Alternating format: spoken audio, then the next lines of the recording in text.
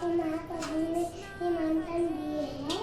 हाँ गौर सुंदर, महाप्रभु सिर्फ मुझे नहीं, इस संसार में, इस ब्रह्मांड के हर एक जीव को निमंत्रण दिया है।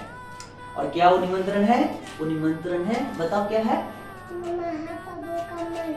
महाप्रभु का मंत्र, महामंत्र, कृष्ण महामंत्र, हरे कृष्णा कृष्ण कृष्ण हरे हरे, हरे राम राम राम हरे हरे का महामंत्र जो है, सुबह उठने वक्त और रात को सोने वक्त भगवान श्री कृष्ण के महामंत्र का कीर्तन करना चाहिए। ठीक है, यही उनका महाप्रभु का निमंत्रण है।